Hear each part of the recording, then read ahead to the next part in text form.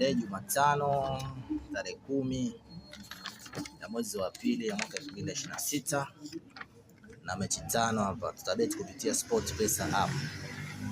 Mechi ya kwanza ni West Ham na Manchester United.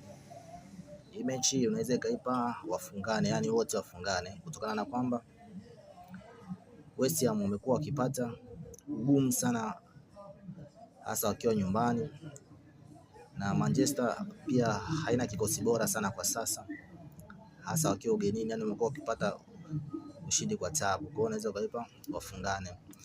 Mechi ya pili ni Chelsea na Leeds United.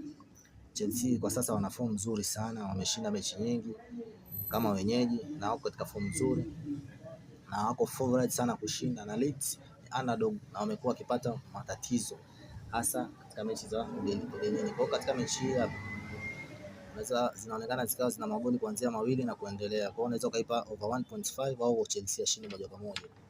Mechi ya tatu ni Tottenham na Newcastle United. Tottenham kwa sasa hawako katika form nzuri na wamekuwa wakishindwa mechi nyingi na wako chini ya kiwango, yani wao wamekuwa wakishinda mechi nyingi, kwa wamekuwa na shinikizo na wamekuwa na pressure ya mchezo.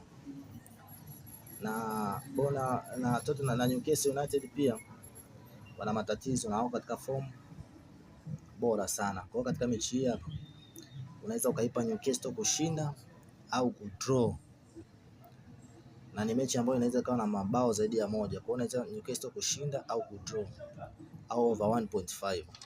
Mechi ya tatu ni Everton na Bournemouth.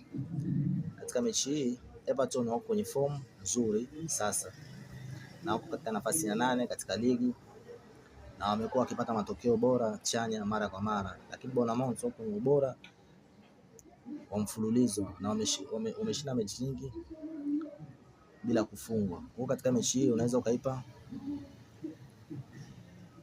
draw au Bournemouth, yani Bournemouth kushinda au draw.